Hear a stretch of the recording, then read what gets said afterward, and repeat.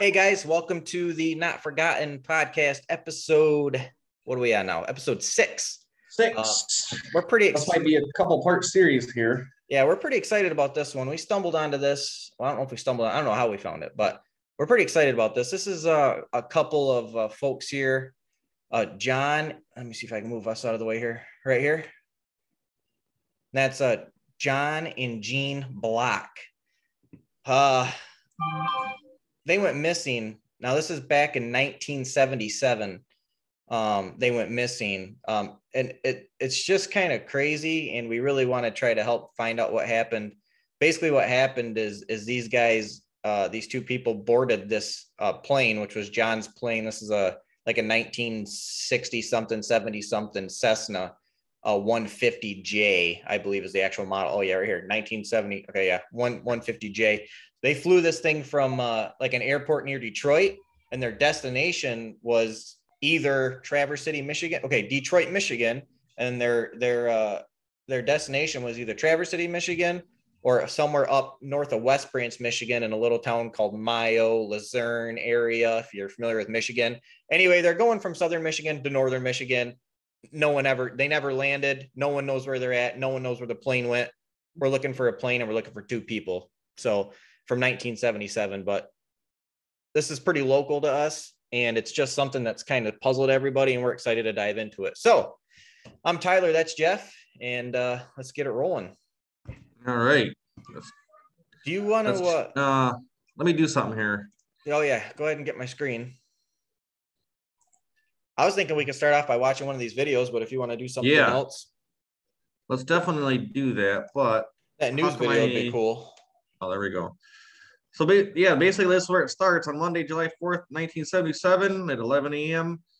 John and Jean Block boarded their Cessna aircraft, departed Macomb County in New Haven, which is just north of Detroit, a little tiny bit, Michigan, and headed north. Their destination was to be the Lost Creek Sky Ranch Airport in Luzerne, Michigan.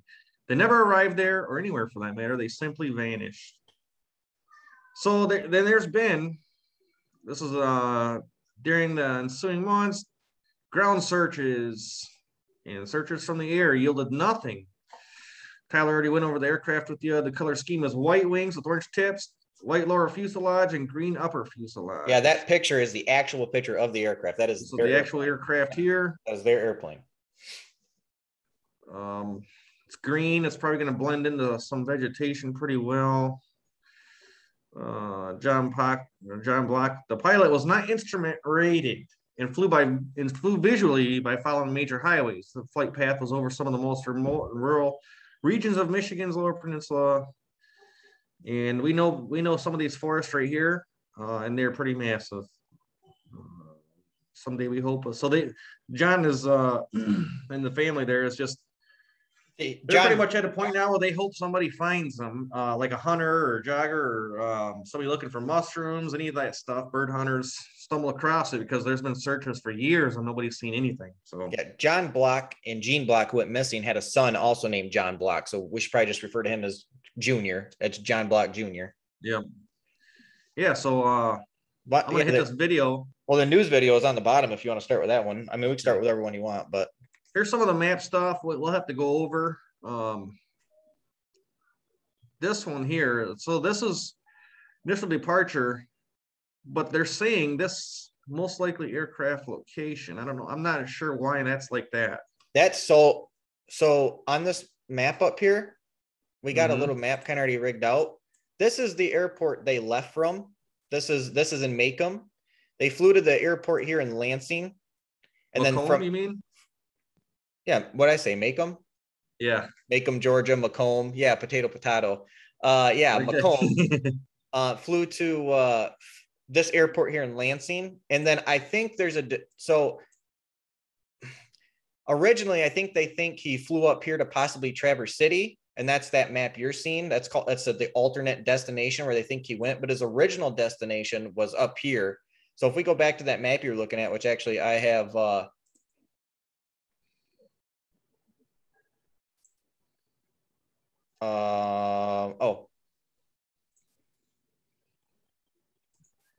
oops, sorry. I have it right here.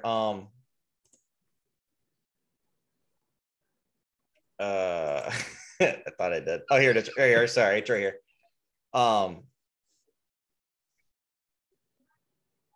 Yeah, that map you were looking at here. Okay.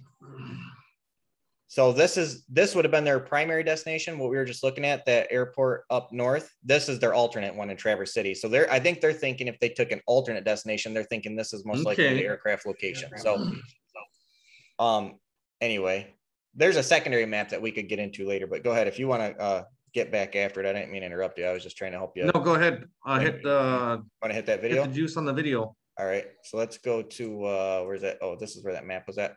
So yeah. So here's that map. So we'll get into the map more because there's a little bit more to that. But let's start with that news video, which that's I think completely is that right here, different. Or is that the news video? This is the news video. So 9 and 10. What was the other one down there?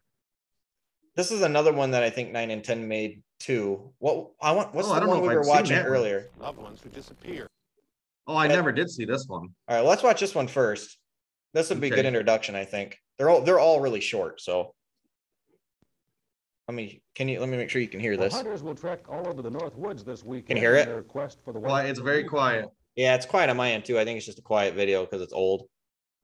Let me make sure I'm sharing my sound with you. I'm pretty sure I am. Yeah, I'm sharing my sound, so it's just a quiet video. Okay. This is an old video, guys. Obviously, I think this was 1985, so it would have been 5, 6, 7, 8 years after they went missing. Let me get this out of here. All right. Traverse City Sheriff's deputy is hoping the hunters will be keeping their eyes open for more than just venison. He's looking for remains of an 8-year-old plane crash and the possible answer to how his parents died. Also, guys, sorry if the video, as you're watching it on YouTube, is kind of laggy. Your sound will be fine, but your picture might be kind of laggy. It's just because we're doing this through Zoom, and sometimes when you record video on Zoom, it's just not the greatest. But anyway. Judy Horan talked with John Block about his search for the plane that never landed. From July 5th to July 15th in 1977, 40 police agencies searched land and water for a green and white single-engine Cessna with orange wingtips. The pilot, John Block, and his wife, Jean, were on a trip from their suburban Detroit home to Luzerne and eventually to Traverse City. There's that map we were just looking at. They were last seen at an airport in Charlotte near Lansing trying to get fuel, but the pumps were closed. Neither the Blocks nor their plane were ever seen again. He had altered his route that's their son, and flown from the Mont Clemens, Michigan area to near Lansing and landed there. So that changed his route. And from Lansing, he may have flown behind a storm front that was moving across. So he could have been anywhere with the state between Detroit and Traverse City and Mile area. Those first 10 days of searching and subsequent years have been frustrating for John Block. That other map P just showed with some writing on it, we have a copy of that map, and we'll take a closer look at that. And his family, full of dead-end leads and dashed hopes. John Block has not stopped looking. Though he acknowledges his parents' probable death, he continues to search. Well, we're hoping that, of course, the plane wreckage will be found. And if the plane is found, then my parents' remains will be found, and that we can have a proper burial and services for them. We know by now, of course, that they have passed away by accident. It would be nice to have something final and know why it happened and where and how and so on. Block circulates a flyer describing the plane and his parents each year. First when the National Guard camp is in full swing, and then again when deer season opens. John Block knows the wreckage of his parents' plane is out there somewhere, and someday, someone will find it. Well, I would appreciate any effort by hunters or people in the woods to report anything suspicious and to not assume that any airplane parts or wreckage are old and have not been found, and hopefully this will solve it. Those with any information should call their local law enforcement agency, the Michigan State Police, Scott Air Force Base, or the Grand Traverse County Sheriff's Department. Judy Horan, News C 9 and 10, Traverse City. Any thoughts? Yeah. Where are they? Now that map that he had there, I'd like to know if that's the first map that they're going by, or if the other one's the first map, or which one's the current map. Because then this current map, I don't see anything about like a different flight path, about the second alternate route thing. I mean, doesn't it show it kind of, but it doesn't. Yeah, so here's the second map, guys. So that other map, so again, this is where he flew from. This is in Macomb, right? Macomb. This is a second destination to Lansing. Now they're saying he stopped to get gas.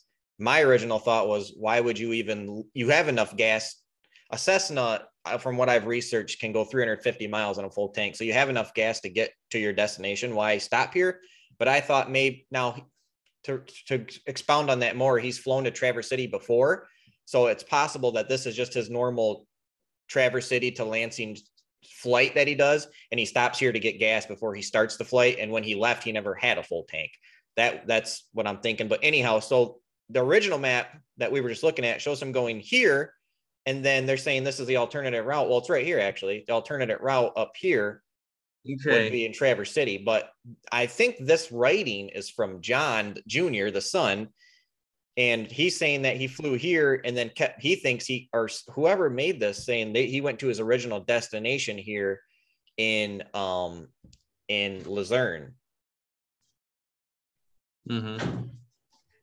And then there's all kinds of writing on here that we have been trying to decipher, but there's just not a lot of information on this case because nobody's really delved into it. So we see stuff like saw crash, aircraft guiding with engine off, things like that. Near St. Helen, and a lot of it's like pointing right here, but I'm sure this is stuff that's been hit hard, searched at the beginning. Well, that's what I originally thought too. But when I go back, for example, if we go into Google here and we go to one of these, there's one of these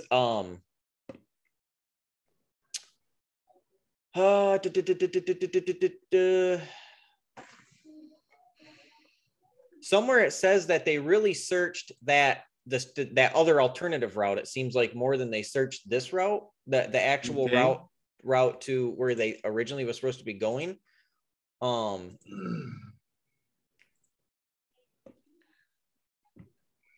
I guess I'm not really sure, right? It's on one of these things. I'm not 100% sure where I seen it at now, but basically they searched this national park really heavy by Traverse City, and I don't know that they searched over by the road that his actual destination. Yeah, we could probably go through and read all of this actually, or just kind of skim over it. But I don't know. Do you want to try watching that second video real quick? Yeah, we can check it out real fast. I mean, I don't know if we necessarily need to, but I'm just getting more and more questions the more of these maps that I see. And yeah, let's just read through this. I wish we could some more info. Yeah, let's just skim through this really fast. So, what was the really good one? I think this one was the really good one that had a lot of information. But so basically, it was 11 a.m. on Monday. John and his wife, they were getting ready to fly north to visit family. This is the 4th of July, by the way, 1977. Just so you guys know, people who aren't from Michigan, up there where they were going is not, even right now, isn't super heavily populated. It's like a northern community, a lot of hunting, fishing, things like that. There's people, and there is some bigger little cities and stuff. There's people, but back in 1977, it was probably even less populated. But the only thing is, this is July 4th, so people were probably out. So anyway, so the couple never arrived at their destination at the Lost Creek Ranch in Luzerne. Just for refresher, that's right here. That's this. They never arrived here where they were originally supposed to be going. Eventually, too, mark that secondary location. And why is that a secondary location? Like, because this is where John Jr. lived. So I think people were thinking that maybe they changed their mind and we're just going to go right to Traverse City. I guess I don't know that really. I don't know that answer really. I'm curious on that too, on why they think that's a secondary location. So they never arrived. So it's been 42 years. The fact that the block simply vanished is a mystery in itself. Let's see. Hundreds of Civil Air Patrol, Coast Guard, Air Force planes searched for weeks for the plane with that registration number before ending the hunt. While some of the territory that they flew over is rugged, it seems almost beyond logic that more than 4 decades, no deer hunters, bikers, blah, blah, blah, like we were talking about, ever stumbled across it. Mm-hmm. So let's see what happened to the blocks, one Michigan enduring. Okay, so this is their son. I think it's sitting in the tree somewhere, said his son. Before I croak, I hope some guys buy some property during the inspection. They find a plane, or someone will be clearing out Forest Trail or hiking and see the plane up in the trees. Now, also, this is in 2019, so this is relatively recent. I mean, Okay. so that's what he's thinking, kind of. It's been a few years since they've got a hint. So this was kind of interesting. 3 or 4 years ago, some fishermen in the Asabo, which would have been close to their original destination, that's in Luzerne. Mm-hmm. They thought they saw something look like an aircraft wing, blah blah blah blah blah. They took photos, eventually identified it as a Coleman pop-up camper. So It was like the side of it or something. yeah, the side of a camper or something. So Cook up with friends. We called some recent interview. Traverse City. It was a beautiful, relaxing day, and we got that video of him saying that stuff too. Yeah. Professional investigator, spent more than 30 years in law enforcement and a road deputy and detective before enlisting in the Coast Guard for reserve. Yeah, I think this just goes over a lot of his life. So him and his older brother Mike have spent countless hours searching for their parents. I would like to know, I have a lot of unanswered questions, and I'd like to know what's been hit heavy and hunted hard, what hasn't, where's places he would like to, that he maybe has a hunch on or thinks, or, there's a lot of stuff that's coming to mind right now as we're looking at all this. Yeah, so this is Junior believes 2 things might have happened. This is the son. First, they may have countered bad weather that moved into the lower North Peninsula that afternoon. But he said the weather would have only been a factor if the couple got lost and their flight time was extended by a couple of hours. So he's saying the weather they would have beat the weather. And if Senior Black had become confused, he could have he could have made a distress call on his 2-way radio, and I don't believe that he did. Yeah, I haven't heard anything about any of that. So me neither. So yeah. A second theory is that John Black, who was 57, had suffered from diabetes and high blood pressure, might have had some kind of a medical emergency. His wife, Jean, didn't know how to fly the plane. That's a bad recipe, obviously. And then Junior's dealt with his own health issues, got a stroke, yada, yada, not good. And then, let's see.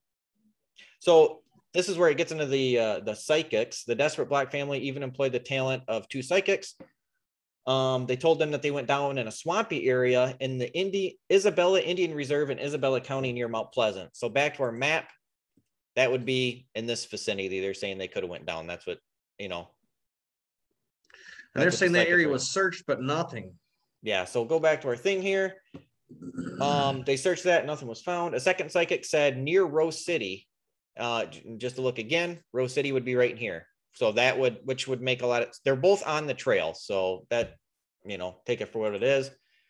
But it said again, that led to dead ends. Then this goes into a lot of his life about like when he was born and stuff. So we probably don't really need to get into that as far as trying to figure out what happened.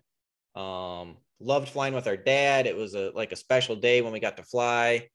His mom hated to fly. Ironically, it says, so his dad, we already said this once, but John wasn't instrument rated. So he would use road maps and follow major highways. So for example, you guys notice that from Lansing here, there's a major highway here called 127. And if we go back to that original map we were looking at earlier here, basically they're saying that he would have went up 127 until he got to about that Mount Pleasant area and then veered off to go to his destination. So, that would kind of support that theory that, he used the roads and stuff to fly. So he would not be comfortable. So, and he said he wouldn't be comfortable flying over water. He said, so he doesn't think it's anywhere in the water, which is very important because that's what some people want to try to go to. On the flight path north of West Branch is some of the most inhabited and remote in the lower peninsula, thick woods, gloomy swamps, and Mayo here on Shores area, and here on Manistee National Forest. So north of West Branch, that would be up in here. They're saying this is really rough, rugged woods and not a lot of people, there's not a lot of action. So they're saying that could be something like that. So this right here, what they were just talking about, he said, and Huron Shores area of Huron Manistee National Forest. That's the area that they've searched really hard from what I have read, and maybe we'll get into it. Oh, okay, I see. That's right here. So that would be on their, oops, wow, I just didn't mean to do that, but that would have been on their secondary, their secondary alternate. And that's what that thing was just saying, that they were searching pretty heavy. It says that somewhere. We didn't get to it yet, but it does say it somewhere. But he's just saying it's swampy and it's big and stuff like that. That area is. Yeah. So with such thick wood, Okay. with such thick, Starting to make a little thick sense. woods, it's possible for the Cessna to have been ripped apart by sturdy tree branches, hit the ground in pieces. Our searching says immersed areas, private lands, dotted, scattered cabins, swamps. So they're saying the Cessna could be anywhere. As a road runner, John filed no flight plan for the trip north, and routinely I followed I-75 to reach Luzerne. However, if he would have I-75 is this road here, guys. So if we're going off the route that whoever made that map decided he went off of, he would have crossed over I-75 here in West Branch, but he would have never actually followed I-75. However, if he never would have went to Lansing and he left right from he probably would have followed 75. Then he probably would have followed 75 almost the whole way. Exactly. So he's saying he would have followed I-75. So it was stunning when a pilot later claimed to have talked to the blocks at the Fritz Beach Airport in Charlotte, which is down here by Lansing. Okay. Because this would have been. Go ahead. He said he claimed to have talked to the blocks at Fritz Beach Airport about halfway between, like, talk to them like on the ground, or were they in the air talking on TVs? Like, no, he said I think he said because so yeah, it says it would have been 60 miles away. The pilot identified the couple from photographs, so it must have been face to face for him to see him in a photograph. So It's believed that so some people think he might have been confused with visibility getting worse and would have followed the major highway west instead of north. So they're thinking they're thinking he was trying to go on I-75 and go north, but he accidentally hopped on this road here, 96 or 94 or whatever, and took it to Lansing on accident. Okay. But like you said earlier when we were talking, he didn't have instruments, but he probably had a compass. He probably would have known if he was going north, south, east, or west. Oh yeah. So take that for what it is. And then it says, I don't believe that report, said Junior. I still believe it's along I-75 route somewhere. No one has flown that entire route yet. I hope someone does that day. So when he says, I don't believe that report, I'm not sure if he means he doesn't believe that he was confused and flew this way on purpose and kept going, or he doesn't believe that they were in Lansing at all. I guess I'm not sure on that. Well, he said in an interview or two that they did go to Lansing. Yeah. And landed in Lansing. Right. But this is from 2019. So maybe has he changed his mind since then and thinks he never did go to Lansing? Because now he's saying, I still believe it's along the I-75 route somewhere. Well, if they went to Lansing, they would have never, how would they ever get to I-75? You know what I mean? He wouldn't have flew back to Flint and got on I-75. He would have just went north, right? You would think. So anyway, let's finish this up real quick. Got some definitely makes more questions the more we look into it, doesn't it? Yeah. So that's about it on this one, really. There's one of them here that talks about where they searched really heavy. I don't know if it's this or not.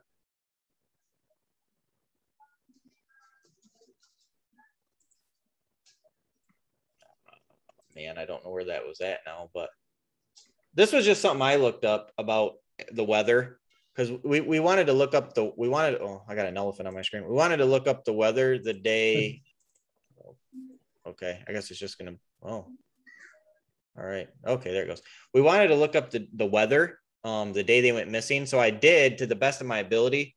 It went away. Hold on, let me see if I can find it here. Houghton Lake is really like middle, like that West Branchy area. That's what I was trying to kind of figure out. And then I did what I do. I did calendar. I think I did for the day, and then I did so it would have been July 4th,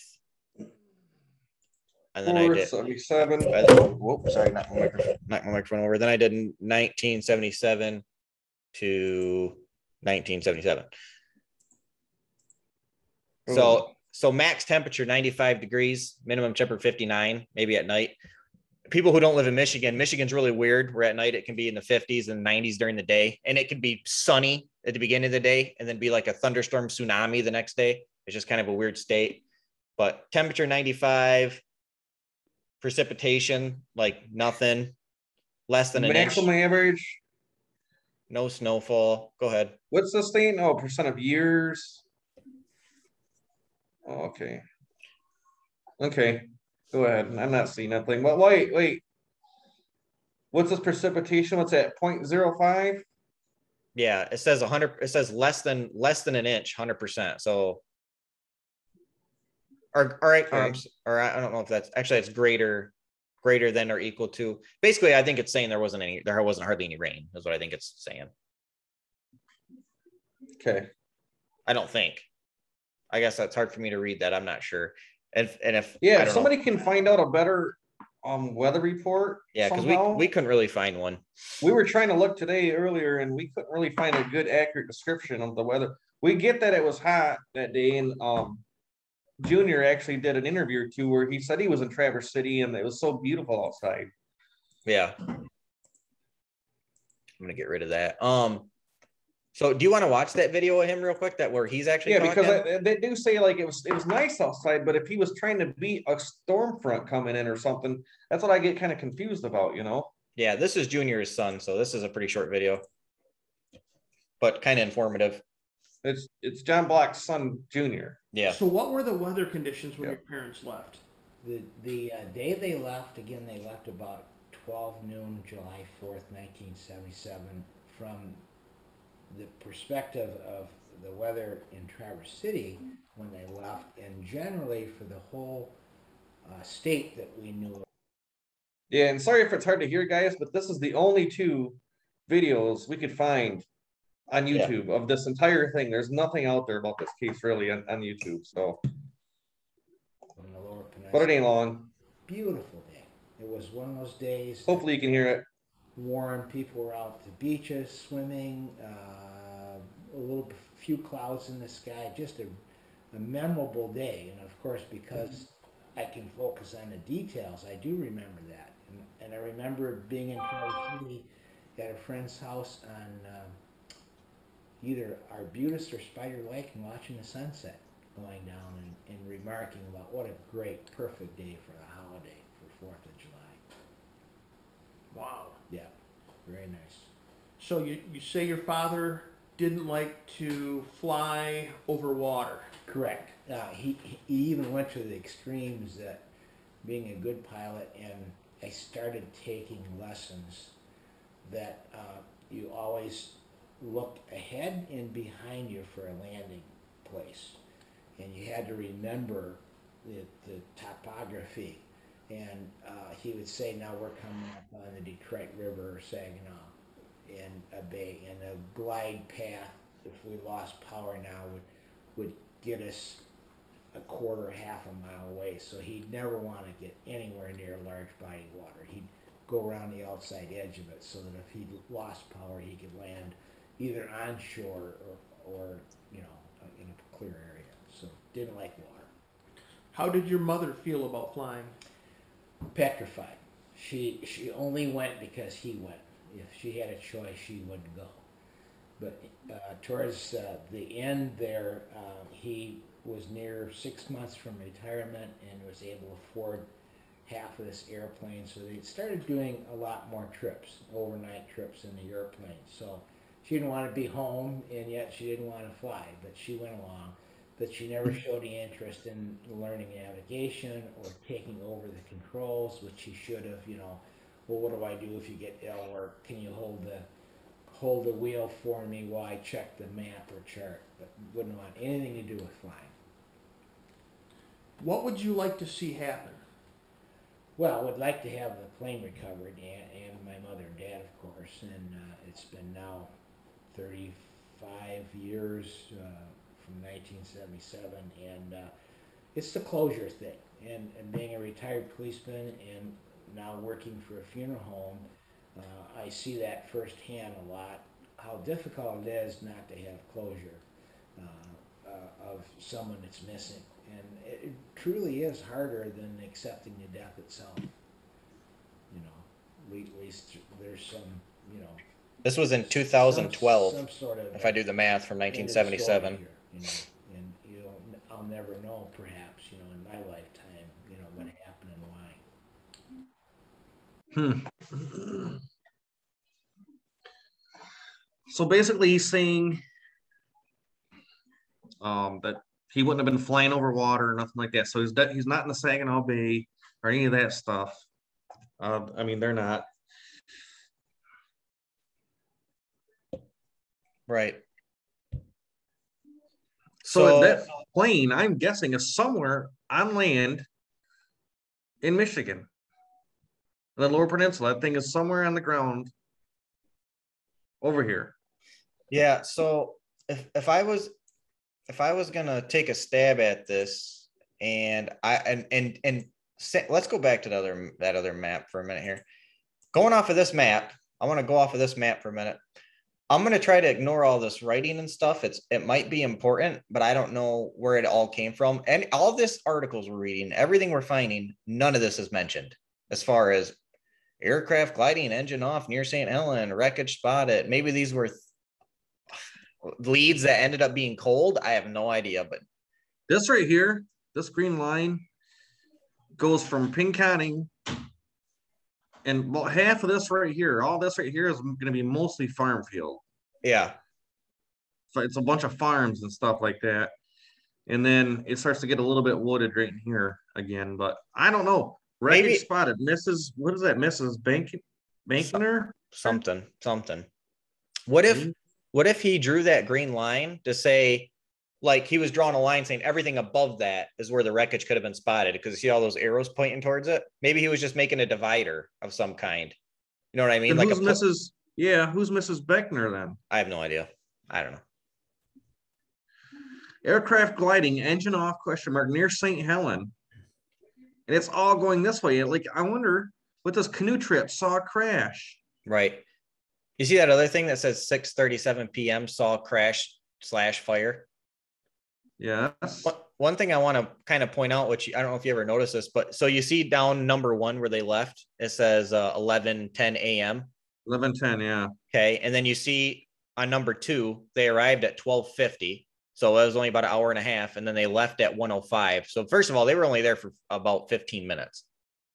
Yeah. So they must have just landed, figure out they couldn't get fuel and left again. Right. So, but what's interesting is that was what, an hour and a half, right, to go that distance. Mm-hmm. But then these people are saying they saw a crash and a fire at 6:37, but they left at 1:05. That would be over 5 hours to go, maybe that distance plus some, but not much. I mean, it wouldn't be enough to go 5 hours. You know what I mean? Like if they left there at 1:05, they should have reached their destination by like 3 o'clock, 2:30, something like that. Like it's not, that is not much further than Lansing to Detroit, really. It might be 1.5 times, you know what I mean? So maybe say 2 hours, 2 hours, 20 minutes. So say 3:30, they would have made it to their destination. 11:10. Crap. You can. How do you know? 12:50. What is this AR? Is that arrival time? I think that's arrival, and then 1:05 TO. I think that means takeoff. Takeoff. Yep. Isn't that kind of weird? And where do you see the time on this? Other one? Oh, 6:37 p.m. Saw crash fire. So maybe they crashed at like 3 o'clock, and she's seen fire like 3 hours after they crashed, where it was just a fire of some kind. Possible. And didn't you say that that day there was a second plane that tore apart or something? Yeah. Yeah. Turbulence. Yeah. Let me show you that too. I wonder where that plane was at. Maybe they were seeing 2 different planes or something. That's back up here on this. To go over this with you. It's up here towards the top. All right. Oh,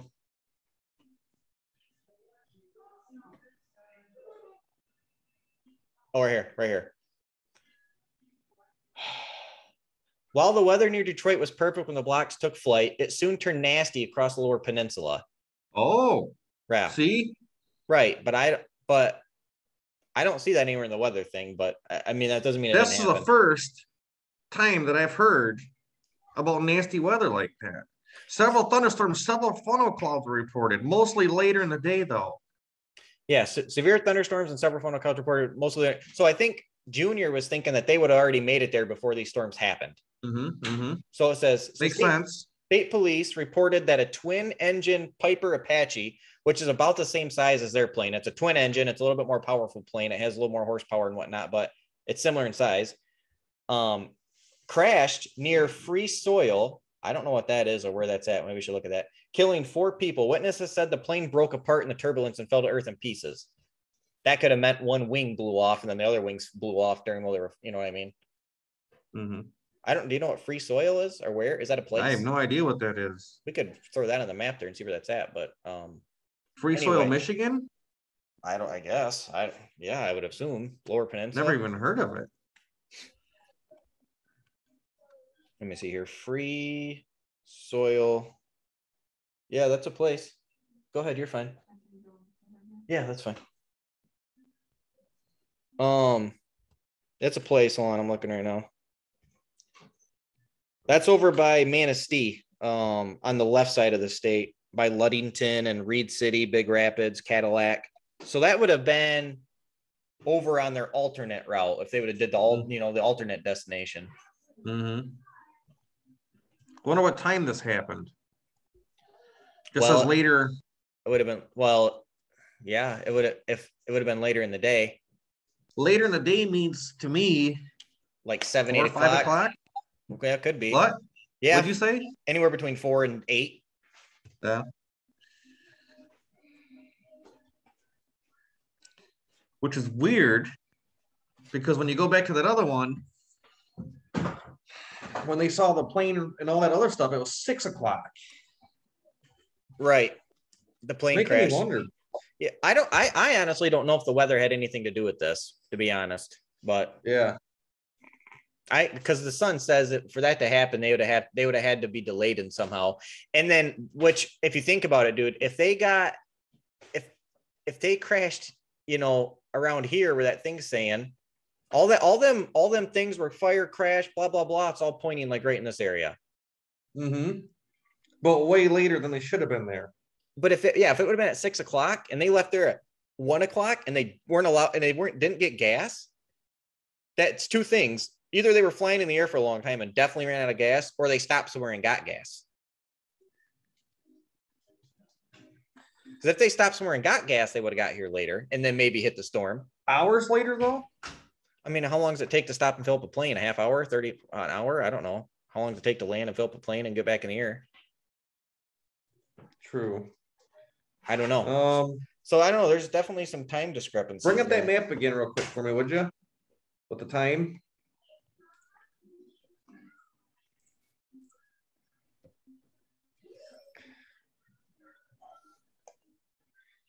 $105. 6:37. It's 4 or 5.5 hours. Yeah. Which have been like twice as long as it should have took to get to that area. If you go off of the time it took for them to get from, Macomb,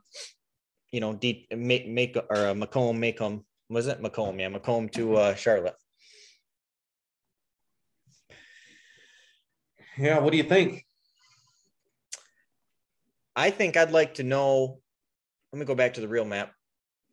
Okay. I think I'd like to know. It sounds like they searched this hard from what I read. I wish I could find that to show you, but I swear it says somewhere that they searched this. This was their primary search area. You know where? I wonder if it was on that video. I don't remember, but this was their primary search area. I know they searched this over the years just from different tips and stuff like that from psychics and things, but I want to know either between this and this, what area have they searched really hard and which ones they didn't? Because whatever ones they didn't search really hard, it'd be interesting to search. Mm-hmm. You know what I mean? And also, now just for people who are watching this, we actually reached out to his granddaughter on Facebook, and she said, and we asked her, where would she search or whatever, and she pretty much said anywhere along this yellow line she would search is what she was saying, kind of, right? That's what she said, but she also said that she was going to sit down and talk to him today, the dad. Yeah, and get more information. Junior, and see if she can figure it out for us. But just going off of what her gut or just her off the top of her head without knowing everything, she was thinking anywhere along that yellow line, which basically veers off here in Mount Pleasant and goes up through Gladwin up to here. So if he would have crashed anywhere along here, we think people would have either seen it or found them. These are heavily populated. This is downstate, a lot of cities, things like that. Once you get like probably past this Coleman, you get into this Beaverton. Gladwin's kind of a bigger city, and West Branch is kind of a bigger city. Not big, but they have people. Probably like between Gladwin and West Branch, and then between West Branch and where they were going is spots where if they would have went down, somebody might have not have seen it. Once you get to like right in here on this side of the Gladwin, where it's be 61, it gets pretty desolate. It gets pretty desolate in there. Because I've done a lot of hunting in here, and there's miles and miles of woods. I don't know how close we can actually get, but this is all. See, here's 61 here. Uh-huh. And I think this is actually the Huron National Forest, if I'm right. Not really sure. But there's lots of proper land there.